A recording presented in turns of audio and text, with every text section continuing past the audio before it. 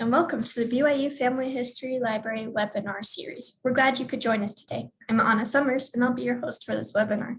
If you have technical difficulties during the webinar, please use the chat box and I can address your concerns. You are welcome to use the chat box during the webinar for comments, insights, and questions. However, all questions will be addressed at the end of the presentation. Well, not for this one, sorry. This is a Q&A, so feel free to ask questions whenever you want. And Kathryn will get to them. Actually, Anna, we are saving them till the end, so what you said was okay. Perfect. Okay, cool. Good to know. Anyways, our next webinar is going to be on the 17th. How do I search for my family on the FamilySearch.org website with James Tanner. And then if you would like to access a previous webinar, please visit our webinar index on our website or search on our YouTube channel. All of our webinars are recorded and uploaded by the following Monday for your convenience. We also post links to recordings and other updates on our Facebook and Twitter accounts. And then for today's webinar, we are pleased to hear from Kathryn Grant, who will be giving a FamilySearch Q&A. After years on the sidelines, Kathryn began doing family history. Somewhat to her surprise, she discovered that she loved it. Her specialty is helping new family historians find success and maybe even avoid some of the mistakes she's made. Kathryn teaches Sunday classes at the BYU Family History Library and presents at other family history events. Her column on family history ran in the Nauvoo Times for about a year and is still available online. In addition, she's a regular contributor to the FamilySearch blog. Kathryn works as a technical writer and instructional designer with a focus on usability and process improvement. Her current work assignment includes developing training used on mobile devices. Besides family history, she loves uplifting music, thought-provoking books, and Christmas time.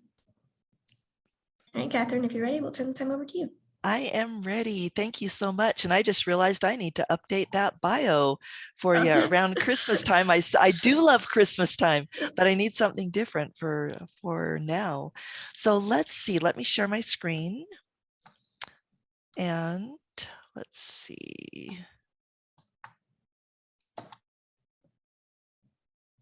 Okay, you guys should be able to see my first slide, FamilySearch Family History Q&A. If you cannot see it, please put something in the chat and we'll get it fixed. Anna is amazing, so she'll troubleshoot any problems that we have. But you guys, welcome so much to this FamilySearch Family History Q&A. We have so much fun at these Q&A webinars, and I'm just delighted that you could join us. And I should have told Anna this. I don't think she's actually, in my defense, she's been out of town, but what we decided to do for this webinar is people contributed questions ahead of time. We've got 9 questions that were contributed ahead of time, and then we'll open it up to questions from the participants.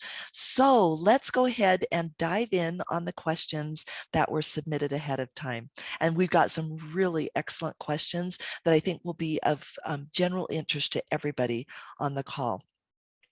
So what happens to a person page in Family Tree when somebody dies? Can a book of memories, stories, and pictures be uploaded to Family Tree?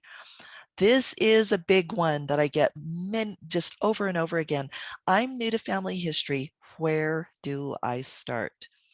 I have a suggestion for improving a feature in Family Tree. How can I share it? How can I show adoptive relationships in Family Tree? What was so funny is when someone submitted that question to me a couple of weeks ago, within like a day or two, I think 2 or 3 other people asked me that same question. So this is an important question to address. I think it applies to many people. Number 6, what do I do when I click on a record hint and there's no attach option? And again, this is in Family Tree, FamilySearch's Family Tree. Here is a fun one. Does BYU still have One Page Genealogy available to use? Number 8, what are some options for finding records from name your place that you're researching in? 9, this is one everybody wants to know about. When will we be able to start indexing the 1950 US Census? And finally, we'll open up to questions from participants. So let's go ahead and dive in. Interestingly enough, when you're working on a family tree, it actually becomes relevant. If you have a living person and they pass away, it's like, whoa, this is kind of new territory. What do we do? So when a person dies, what happens to their person page? Do information sources and memories and so forth become visible, or is everything still private and not available to those looking for it in Family Search? And you can almost hear the concern or maybe a little frustration in the questioner's question, because there are things for living people, obviously, that we can't see. And she's just wondering what happens after the person dies. So here's a little flow chart. The first thing to ask is the person a member of the Church of Jesus Christ of Latter-day Saints? The reason for that is that when a person is a member of the church, like, it has nothing to do with exclusivity or anything, it's purely logistics. So if a person is a member of the Church of Jesus Christ of Latter-day Saints, they have a membership record. And the ward clerk in their congregation, of course, is going to hear about the death. Well, I shouldn't say of course. If they're actively attending the congregation, the ward clerk very likely is going to know about the death, and they will mark the person deceased in church records. And of course, the family members of the person very often will get in touch with the ward clerk or the branch clerk and say, hey, like this happened to me just last August. So my brother passed away, and I believe it was his wife who contacted the ward clerk and said, hey, my husband has passed away. And so then the ward clerk marked my brother deceased. Then there's an electronic communication that goes from church records to Family Search, and they make that person page available in Family Tree. Okay, that's for people who have a church membership record number, but there's a lot of people in Family Tree that don't have church membership record numbers. So what happens in that case? Well, whoever contributed that person would mark them deceased, and then the person's page is immediately visible to other users. But the questioner's question was still well taken. Is everything visible once the person is marked deceased? And the answer to that is actually no. So what does not become visible? Living relatives. So for instance, when my brother's wife reported him deceased and the ward clerk marked him deceased, she is connected to him in Family Tree, but she does not become visible because she's still living. And so my brother does not appear to have a spouse in Family Tree, but it's only because she's still living and she's hidden for privacy reasons. Here's the other big thing. There's a lot of misunderstanding going on about memories in how recently? In the last, I don't know, couple of years, I think it's been, excuse me. Family Search introduced the ability to mark a memory private so that only the person who contributed that memory can see it. So here's a screenshot where you can mark it private or you can mark it public. The interesting, as family historians, we are so good at jumping to conclusions, aren't we? And we think of things that are logical, but may not really be true. So I've heard more than one person say, oh, when somebody dies, their private memories are automatically marked public. Guess what? That sounds really nice, but I verified with the QA engineer at Family Search over memories or involved in memories, and she said, sorry, that's not true. She said, who knows? It could change in the future, but for now, if, for instance, I add a memory and I mark it private because I don't want anybody to see it, and then I unexpectedly pass away, guess what? That memory stays private. It will never become public, at least not in the current way that Family Search works. I've heard other people say, oh, you could upload your journals to Family Tree and just mark them private, and when you die, they'll automatically be public. That is not true at this point in time. And I'm sure that if that changes, Family Search will announce it. But just know that once a memory is marked private, it's private for everybody. And the only person who can mark it public again is the person who contributed it. Okay, on to question number 2. Can a book of memories, stories, and pictures be uploaded to Family Tree? And the answer is yes. It's a little bit different depending on whether the book is already digital or whether it's paper and needs to be digitized. So let's talk about if it's paper and needs to be digitized. In that case, you'd have to make some kind of digital copy. The final file has to be PDF. That's the only book format that is currently accepted by FamilySearch. People will try to upload Word documents sometimes, but they are not accepted. You'll get an error message.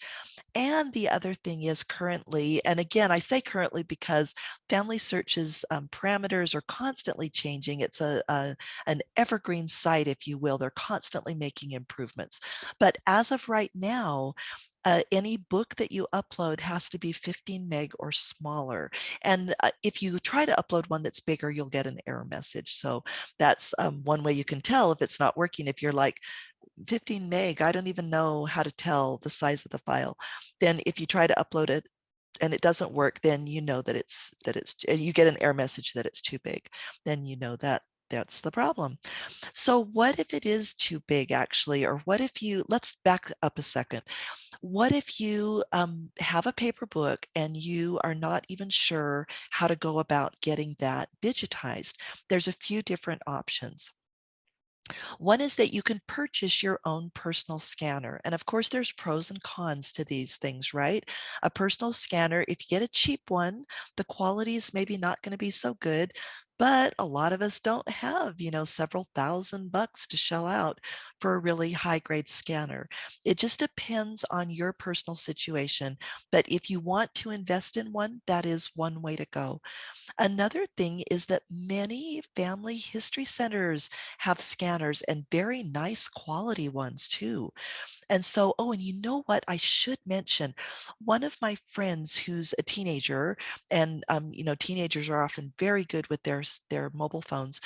She discovered a way that you can actually scan with your mobile phone. And to my surprise, the quality was actually pretty decent. And so if you want to learn more about this, that just Google like mobile scanning software or something along those lines, and you'll get some information for software you can install on your phone, for an app you can put on your phone that will enable you to scan. You can go to a family history center and use their scanner for free, which is really nice. If you don't have a center near you, or you're like, nah, I don't even want to hassle with that, I'd rather just pay somebody to do it, then there are professional digitization services.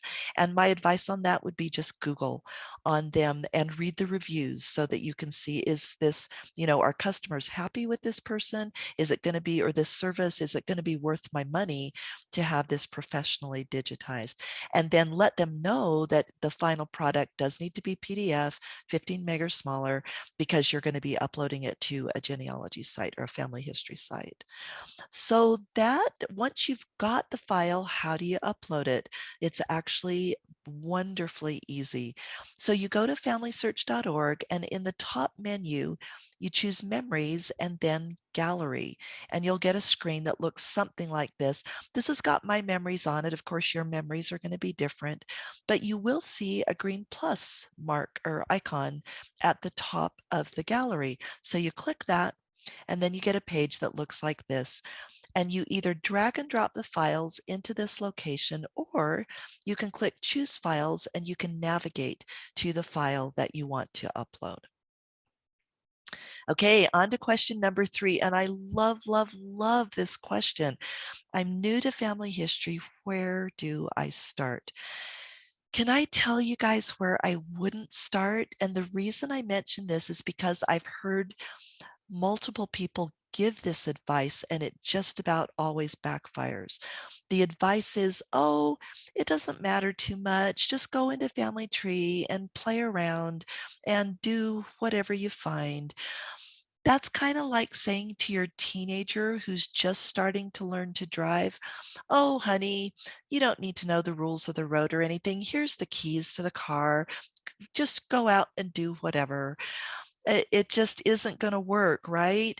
And what I've seen happen in cases like that is people will go in and they'll see a possible duplicate message and they'll go, oh, well, I guess I should merge these people, and they'll merge people that shouldn't be merged. And then there's bad record hints that show up because of it, et cetera, et cetera.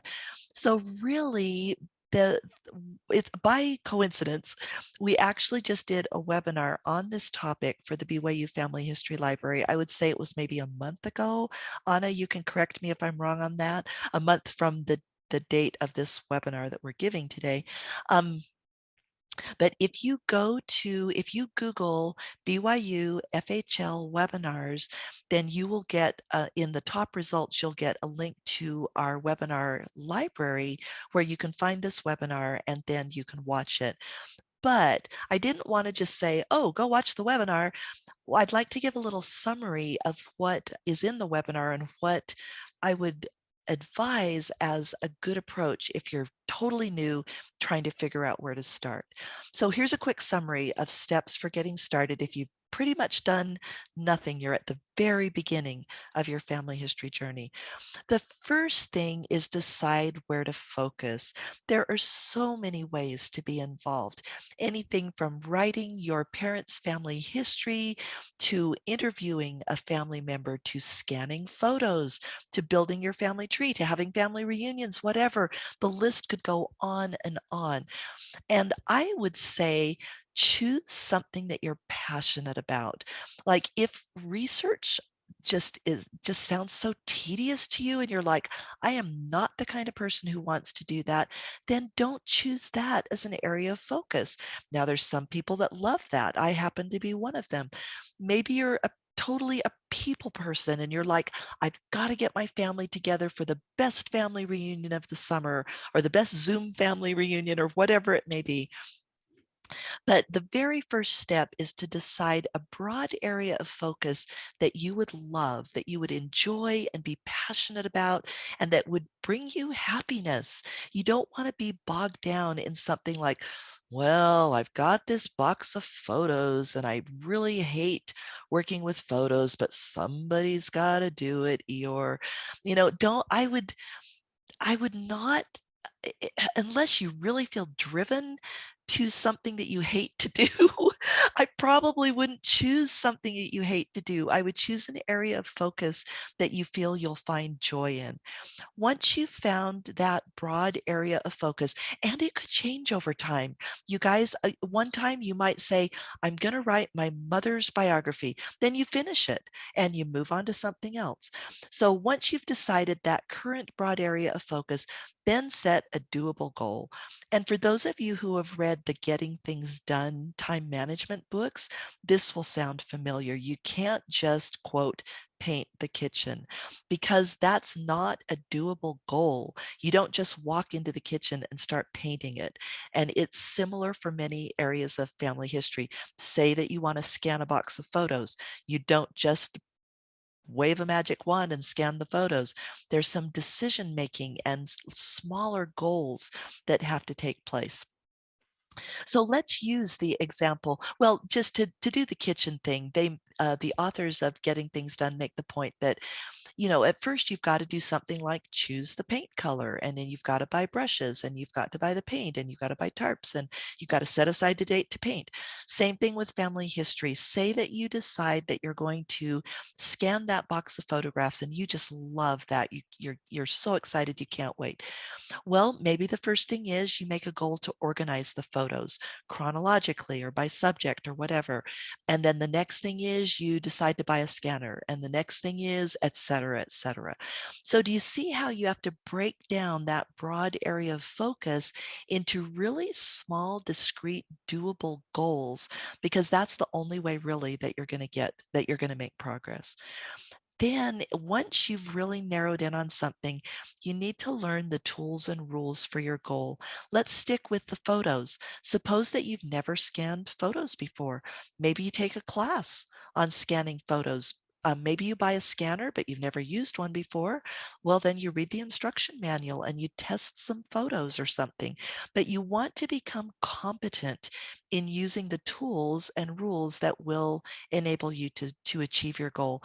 The great thing about today's society, our digital society, is that it is really super easy to get the information that you need, whether it's an online class or an online instruction manual or a community, a Facebook group where people can answer your questions. But it is pretty simple to get the information that we need. Also, know where to get help. You can start being competent by learning the basic tools and rules, but of course you're going to come across questions. So a couple of good places: check with your family search communities, the research wiki, your temple and family history consultant. And by the way, that is not just for members of the Church of Jesus Christ of Latter-day Saints. I've been a temple and family history consultant for, oh gosh, coming up on 15, 17 years or so. And I work with people, both members of the Church of Jesus Christ and those of other faiths or no faiths at all. So consultants are very happy to help anybody who needs help with their family history. There's online classes that you can take. There's all kinds of options. And then finally, keep learning along the way. You might even want to document your learning. So I got some new technical writing software a few years back, and it was pretty complicated. And sometimes it would take me a long time to figure things out. I started a Trello board. If you've used Trello, it just has cards on it. I started a Trello board to track things I was learning that I didn't want to forget. If you use Trello and you like it, that could be an option. If you don't, maybe use Google Docs, use Post-it notes, use whatever. But you'll find that if you're open to learning and you jot down the things that you've learned, it's going to help you remember them. And who knows, it may help you help somebody else. I did want to close up this question by talking about how to get started building your family tree, because that does tend to be a pretty frequent question that I get is, okay, I've decided my area of focus, excuse me, is to build my family tree. So how do I get started doing that? Well, it's too much to cover in this short Q&A session, but we have a 4-class series on it here at the BYU Family History Library. This series is offered on Sundays. So if you just Google BYU FHL Sunday classes, you'll come up with the schedule for the classes that we offer on Sundays. I do need to comment that as of the date of this webinar, which is February 10th, or the date it was recorded, which is February 10th, 2022, we just wrapped up the basic series. So it's actually not going to be offered probably for another, I want to say maybe 8 weeks or so. But if you Google BYU FHL Sunday classes, you will come to a page where they've got the schedule of upcoming classes. And so hopefully that will be of help to you if you're interested in building your family tree. Okay, we are on to question 4. I have a suggestion for improving a feature in Family Tree. How can I share it? This is a super good question. Excuse me. Sorry, you guys, I got a little cough here. I discovered that there are actually 2 places to make your suggestions, and it depends on the type of suggestion. So the best place to go, first off, for both suggestions is to the Family Search community. So just go to community.familysearch.org, and when you get in there, click Family Search Help, and you will get a page that looks like this. If you have a completely new idea that is not existing functionality, they ask that you go down to the bottom where you've got a tile for suggest an idea.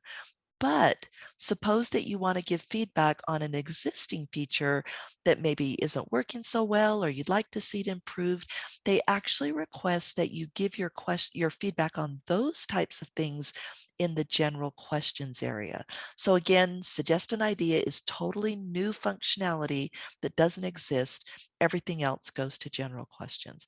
And once again, that URL is community.familysearch.org. And there are all kinds of wonderful groups there. That it's a great place in addition to providing feedback on Family Search. Question 5, how can I show adoptive relationships in Family Tree? This is such an important question. So the short answer is that you do it through relationship types. And it's also possible to add more than one set of parents. For example, a biological set and an adoptive set, or a step set and a biological, or whatever the particular situation calls for. So let's take a look at that. So next, here we've got an example of Anna Stuffins, who was adopted. This is fictional, by the way, but for purposes of illustration, Anna was adopted by John Besceby and his wife, Charlotte Chambers. So if I wanted to set her relationship to adoptive, this is what I would do. I would click the pencil icon here next to the child. And when I do that, I get this flyout. Next to each parent, there is an option to add the relationship type. And you can have a different relationship type for each parent, right? The mom might be biological and the dad might be step, or vice versa. And so you click relationship type. And when you do that, you get a drop down. Family, excuse me, Family Tree currently allows you to choose between 5 different types of parent-child relationships, as shown here on the screen. If you wanted a different type added, then you would go back and submit that feedback that we just demonstrated a slide or so ago. So, but I think for most cases, these options will be, they'll probably cover 98% of the situations involving parent-child relationships. So you just choose whichever one it is that is appropriate for your situation and you click save. And then that relationship is set for that parent-child. Question number 6, what do I do when I click on a record hint that I wanted to attach and there's no attach option? So this particular person wanted to attach a record hint to Elizabeth in Family Tree. But when they got in there, they saw just this detach option, which didn't seem particularly helpful. So here's what's going on with that. First of all, notice at the top of the source linker, so this page that we're on, whoops, sorry, this page that we're on, we got to this by, I should have actually shown this, I apologize. We got to this by going to a person page, clicking a record hint, and then clicking review and attach. And we get into this screen, and lo and behold, some of the people on the record are already attached to people in Family Tree. And you can tell that the person in the record is the same as the person in Family Tree because it's green all the way across and it's got a little icon with a paper clip. So this record for John J. Fast has been attached to Johann J. Fast, this LZTPGZ1. But when we come down to Elizabeth, notice that it's not green all the way across. And instead of the paper clip, we've got an exclamation point. So what that means is that the record on the left is attached to somebody other than the person who's showing up on the right. The way you tell who that person is you hover over detach and you get this little message. Oh, shoot, you guys, it's either hover or click. I may be wrong. I know that FamilySearch has been moving away from hovering just because it can be challenging and it actually doesn't work in on a mobile app. So you might have to click on this, but in any event, either hover or click and you get this pop up and it shows you exactly who else the record is attached to, and it gives you the PID, which you can click and it will get you over to that person. So then you can determine, is that other person the same? Is Elizabeth Warkentin the same as Elizabeth Fast? Maybe one's a married name, one's a maiden name, or are they two different people and the source either shouldn't be attached to this Elizabeth or shouldn't be attached to this one, in which case you would click detach, which would take it off of her and give you the opportunity to attach it to the person that you're currently looking at. Okay, question 7. This is a fun one, you guys. How does BYU still have one-page genealogy available to use? So the answer is yes. Go to opg.familytech.byu.edu, or probably just as easy to Google BYU one-page genealogy. When you do that, this is what you get. Well, I should explain. What is one-page genealogy? Excuse me, I'm going to take a little drink of water here. Okay, so one-page genealogy is a way to view your family tree on a single page with many different colors and styles. So where does one-page genealogy get its information from? Basically 3 different places. You can give it yourself in FamilySearch as a starting person. You can give it somebody else in FamilySearch as a starting person. Say that you wanted to create a chart starting with your grandmother or something like that. You can do that. So in either event, you'd click whichever option you wanted, or you can upload a GEDCOM file. So suppose you've got all your family history in Roots Magic. You could export it to GEDCOM, and then you could upload the GEDCOM here. Once you upload the data, you get inside, or you choose a PID in FamilySearch. You get into One Page Genealogy, and there is everything you requested on one page. It is like the coolest thing. So over on the right, you've got these different options for styles and colors and other things. You can move the charts, you can look at statistics and so forth. I just wanted to show you a couple of the different styles that are available because they're just fun. So here is your, I was going to say typical pedigree chart, but it really isn't typical because it's got these beautiful colors and you can change the colors. So here's kind of a dressed up pedigree, landscape pedigree chart. That just, it makes it really easy to see the different branches of the family, and it's just pleasant to look at. Another option is this landscape chart that you can create where it literally, like this screenshot is not even the whole chart. And fortunately, you can pinch and zoom on this, right? So you can zoom in, zoom out, do whatever's necessary to view all the people in your chart. Or if you don't want them to be that big, then you can actually go back and limit it and say, just show me X number of generations. And this is a totally cool chart. I've chosen a different color scheme here. You can see it's a little different than, like, this has green and blue, this doesn't. This all has circles for the people in it. It's kind of a bubble chart. In fact, it might even be called bubble chart, but it's just another fun way of viewing your family. And these charts can sometimes make fun gifts for people too. Gifts, not GIF, but GIFTS. Actually, you probably could make a GIF out of it, but I don't know. Yeah, let's drop that. So anyway, those are some of the charts that you can make that are very cool with One Page Genealogy. So again, let me go back here. Just if you want to play around with this, go to opgfamilytech.byu.edu or just Google BYU One Page Genealogy. Okay, on to question 8. I get this question a lot. What are some of the options for finding records from name that place? So it can be from South Africa, from Europe, from Panama, from whatever, any place around the world that is of interest to you. My number one answer for that is to try the FamilySearch wiki. I think the wiki is probably one of the most amazing tools on FamilySearch.org. So the way you get to it is on just about any FamilySearch page, click search, and you get this drop-down menu and you want to choose Research Wiki. When you do that, you get this home page and it's got a search screen. And so you just enter the location that you want to find records about. In this case, notice that I got a bunch of matches for South Africa. So I look over them and I go, okay, what am I most interested in? Genealogy, maybe online records, maybe I want newspaper. So you see, you just look through, decide what you want and click that. I'm going to click genealogy because I want kind of an overview. And so when I do that, you guys, look what we get.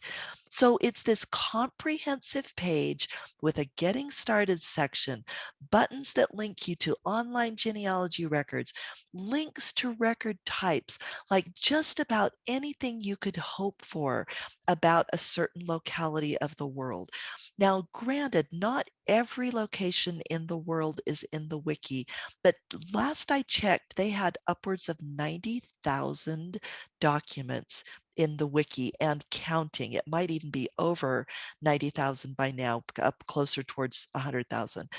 But almost any place that you would want to research is listed in the wiki, and they will have links that will help you get familiar with the records for that specific place. So I can't recommend the research wikis enough. Question 9, our last one before we open it up to questions from everybody attending the webinar today. When will we be able to start indexing the 1950 US Census? What I've been told is that it will start around April of this year. And there's never any guarantees, right? Maybe they'll get it done fast and it'll be sooner, or maybe there'll be a glitch and it'll be later.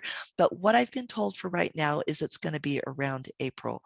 The best way to keep up to date on the 1950 US Census, especially if you want to volunteer and participate in this kind of history in the making, is you can go to this URL. It's kind of long though. So familysearch.org/en, et cetera, et cetera.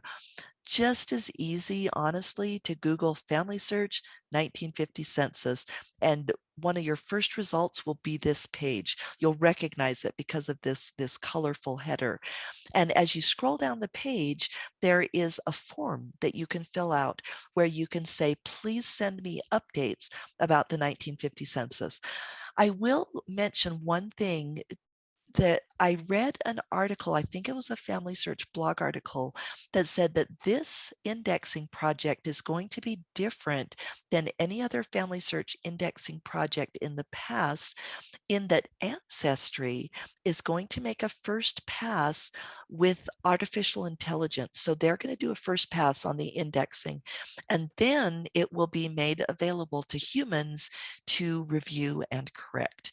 The hope is that this will enable us to get the 1950 census indexed much more quickly than has ever been possible in the past. Okay, my friends, that finishes up our pre-submitted questions. And Anna, do we have questions in the chat to address? Not currently. Okay. So if anybody does have questions, actually, please feel free to put them in the Q&A rather than the chat, and I'll be happy to address those. And if we don't have any questions in a few minutes, then we'll wrap it up.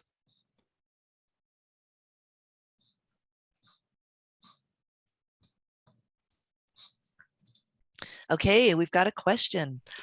So, oh, it looks like actually a comment. So this is from my friend Darrell, and it looks like she is describing a good way to get started with family history. Her recommendation is, number one, start with what you know. Darrell, I could not agree more with that. That makes it so much easier to start with things that you're familiar with and that are reliable and trustworthy. And then she says, start with yourself as a child of your parents, and you can include them, then add your siblings, then move on to your grandparents, do it for both your parents. And then I just noticed from number 4, her fourth point, that she's particularly talking about, what if you are trying to build your family tree and you have never been in family tree before? So what if you sign on to family tree and all you see is you? Then you would follow these steps that Darrell said. You start with yourself, then add your parents, add your siblings, and so forth. Eventually, as you start adding deceased people, you're going to find that they are already in family tree. So, and let's see, she says, point number 5, each screen, including the beginning screen on family tree as a, oh, it has a question mark on it. Gotcha. So, Darrell, I believe she's referring to the question mark up in the top of the banner on any family tree page. And when you click that, you actually get help that is contextualized to the page that you're on.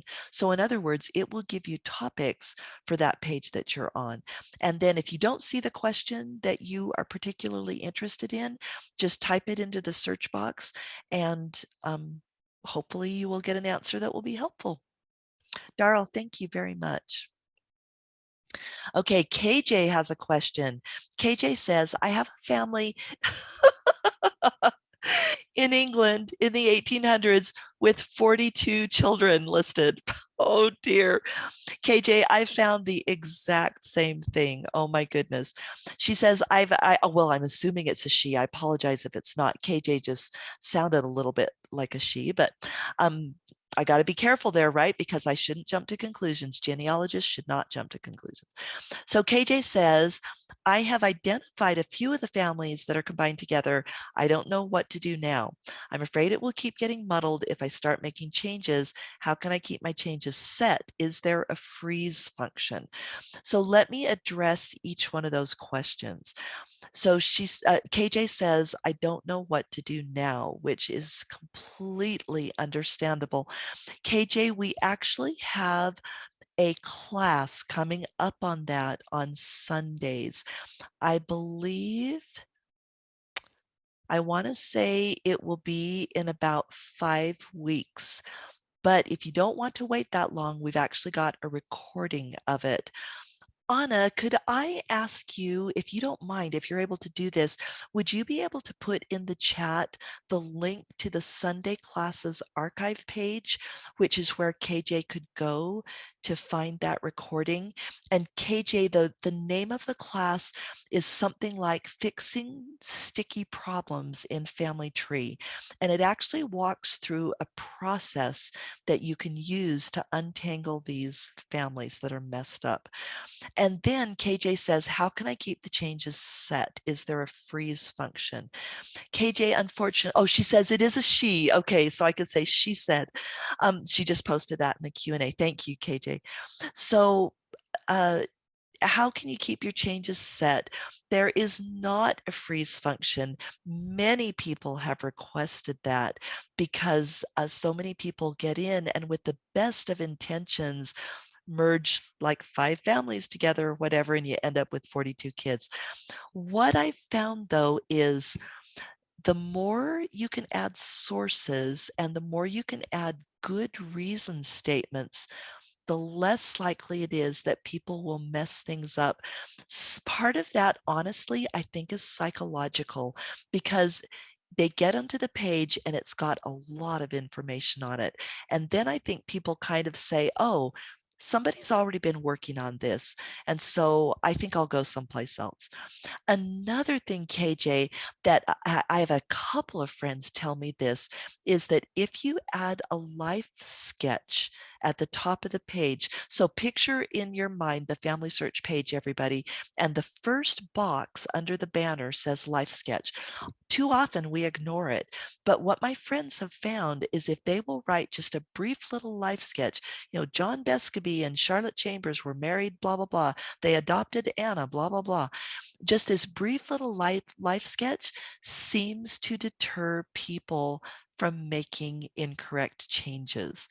So again, I think that's probably psychological too, because people get in and they go, oh, somebody already knows about this family. Somebody's already been working on them. So I'm not really going to make changes, spend my time here. I'm going to move on to somebody that doesn't look like they've got a lot of information. So KJ, while that isn't a freeze function, it's probably the best we can do at this point.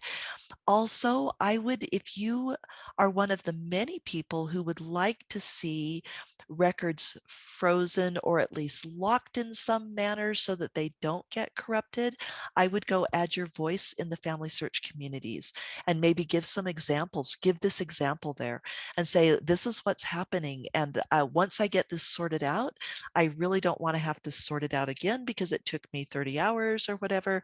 So what can we do? Or maybe you make your suggestion. Here's my idea for how I think we could avoid this type of problem in the future. KJ, thank you for that very excellent question. I think that was relevant to many people on the call. Okay, Anonymous is asking a related question, a very, very pertinent and appropriate question. When you see an error in Family Search for a person, do you first look for a bad merge or for incorrect sources? I've seen both, but I didn't know where to start. Anonymous, I'll tell you where I start because it goes back to what Darrell said, and I hope I'm saying your name right, Darrell. I thought before you said it rhymed with Carl. So please correct me if I'm wrong. But Darrell mentioned start with what you know. So what I will normally do when someone appears to be badly corrupted in Family Tree is I'll open the change log. For those of you who may not have used the change log, go to a person page, look on the right-hand side under latest changes and click show all. Those will be all the changes made to that person, and they're listed in reverse chronological order. So the newest at the top. What I do is I scroll clear to the bottom so that I'm seeing the oldest changes, and I try to find out based on when that person was created, who they were intended to be. So when the person was first added, was Anna, I called my person Anna, not Anna. Was Anna Stuffins first added as the child of John and Charlotte? Or does the changelog show that she was actually added as the child of someone else? Or, that she had a different birth date or lived in a different place? So the changelog is wonderful for trying to establish who the person was intended to be.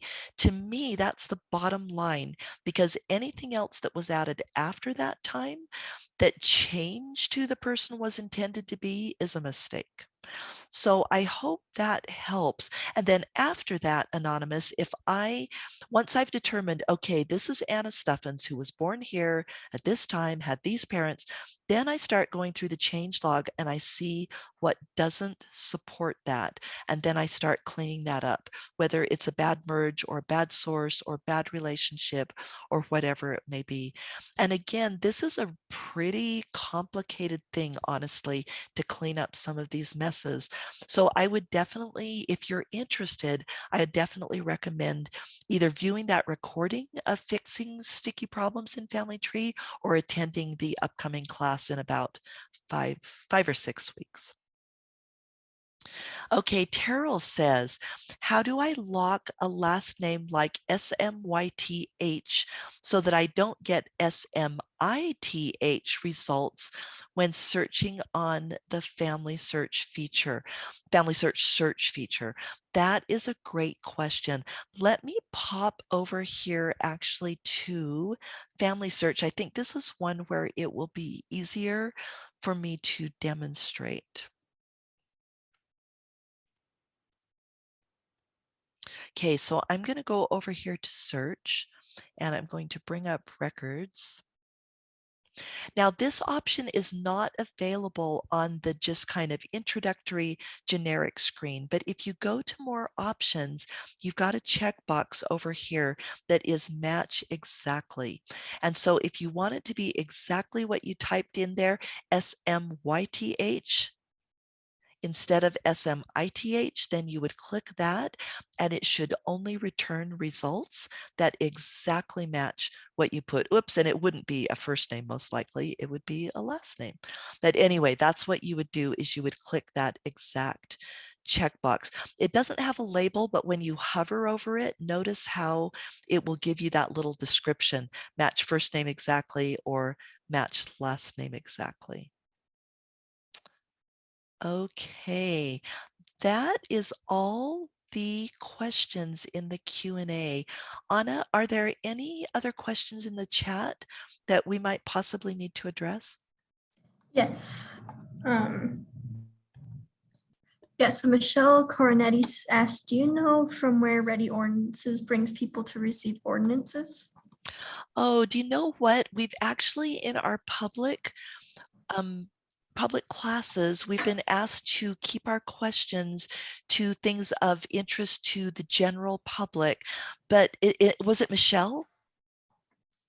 Yes. Anna, Michelle, thank you. Michelle, if you would like to email me, I would be very happy to answer that question by email. So let me put my email in the chat. And actually, oh, you know what? I'm going to throw it in the chat since I said that, but it's also on the last slide of my presentation here of the slide deck. So yes, if you have questions that are specific to like temple work or other things which are strictly related to members of the Church of Jesus Christ of Latter-day Saints, please do feel free to email me about those questions. Thank you. Any other questions, Anna, that we should address? Terrell Mills asks, how do I lock a place or name when searching on FamilySearch? I think that is the one that we just answered. Terrell, if that wasn't really your question, please let me know if I misunderstood. But I had understood you to say, I only want to search for SMYTH. How do I make sure it only gives me SMITH? And the way you do that is by clicking the exact box. Okay, cool. And that's available for other things too. Anytime you see a checkbox without a label on the search form, it's usually, in fact, I think it's always an exact checkbox. Judy asked, my mom was married 4 times. Oh, this is another LDS question. So Judy, if you could email Kathryn about this question, that would be awesome. Thanks. Thank you. And then Meredith Adams said, in researching, be aware that the name may not always be spelled Smith, SWMYTH. The name is spelled as the person recording the record spells it. Yep. Yeah, that's a really good point. And there's going to be different situations where you will want to limit the name or you won't want to, which actually brings up another really good point. Suppose that you explicitly wanted, like their name was, maybe it was Smythe in some records, but sometimes it could have been an I or a Y or an IE or something. FamilySearch actually accepts what are called wildcards. So there's 2 types of wildcards that as I understand can be used on FamilySearch. One is a single character wildcard, which means it will find any record with the last name of SM some character, fill in the blank, THE. Or there's a multi-character wildcard, which is an asterisk. This is 0 to infinite characters. So instead of the single character, this will be SMTHE with nothing. It'll be SMIESQTHE, like however many characters are in there. This star just stands for 0 to any number of characters. So that can be helpful when you're trying to get the results that you want.